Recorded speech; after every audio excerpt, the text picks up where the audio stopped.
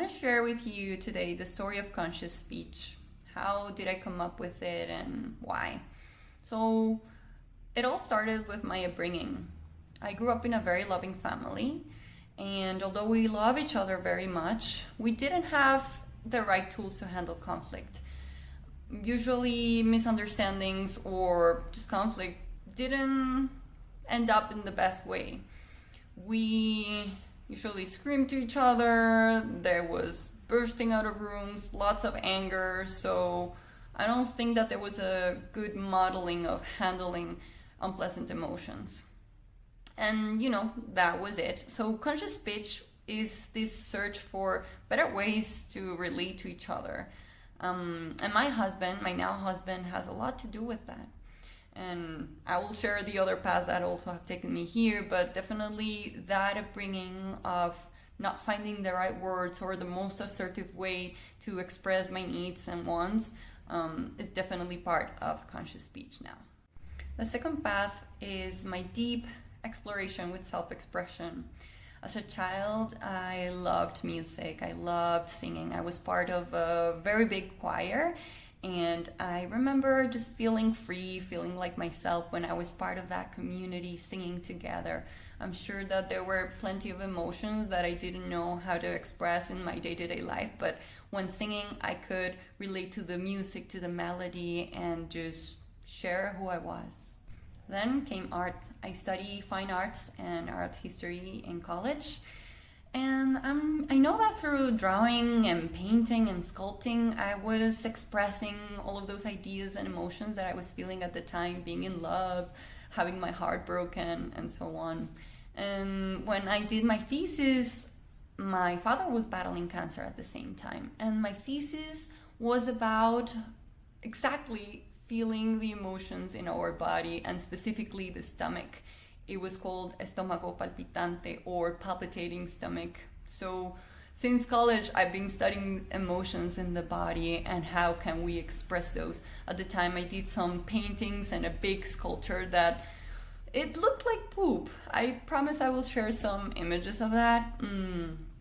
But yeah, I know that that was my way of expressing deep pain that me and my family were feeling at the moment. And right after college, I started teaching. I started with fine arts, of course, and then I taught computer science, reading, writing, later in New York as a tutor, and I have worked in curriculum development and so on, which I love. So education is my passion. I love it. And this job as a communication coach came in. I was like, sure, I can teach it. I can do it. But what I didn't know is that this is what I had been looking for. When I found that there are structures and strategies and many ways to communicate better, to organize sentences in the best way possible so the other person can understand, I was like, wow, how come nobody told me about this?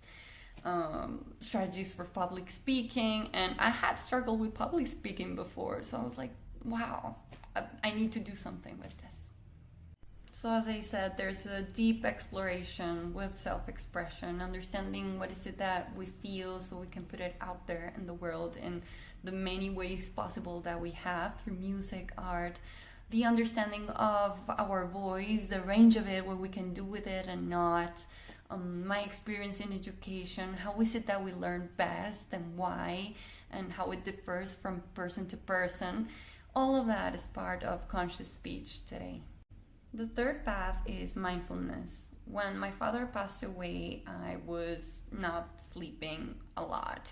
I was getting only a few hours, and a therapist had recommended me some videos for meditation. I was like, well, sure, I'll do it. But what I saw is that I could meditate, sleep a few hours, and still perform as a student, have 2 jobs, do all those things that I had to do. So I was like, what is this? What? I got very curious, so I started reading more. I took some classes, and I was like, this is amazing. Later, I took a class on social and emotional learning, which is related to emotion regulation, especially for children, but for all of us, we can all use that. And that is in a way mindfulness, how we can understand what's happening in the present moment what are our emotions, body signals, and being aware of some thoughts so we can answer better and communicate in a better way than before.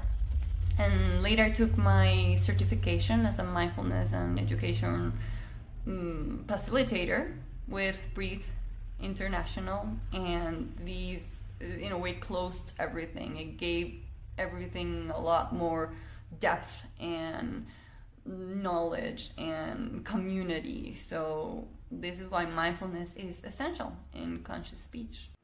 So by now I have worked with many clients already all over the world in different positions, leadership, research, students, and I keep practicing. There's no such a thing as, okay, I know what this is and then I'm done. No, practice and continuous practice is part of my routine, and for me and for my clients.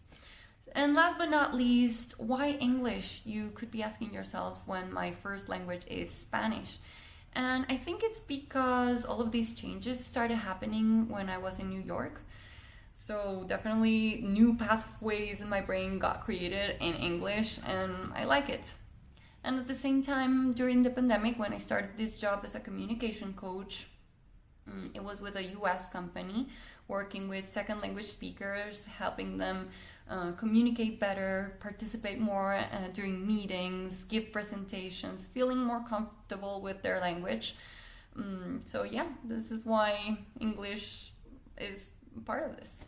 And of course, I still give sessions and work in Spanish, give workshops, and whatever is that I need to do in Spanish. This is the story of conscious speech so far. So I keep practicing, I keep learning, I keep developing myself to serve you better. Most recently with a course on trauma and somatics that I'm taking, which I'm super excited about, and I want to tell you everything. So yeah, I'm happy you're listening to this story, and that means that you're curious on how is it that you can be more aware of your emotions, your sensations, and your thoughts, so you can communicate better and have kinder relationships and an easier time in this world. So yeah, thank you for listening, and I hope to see you soon.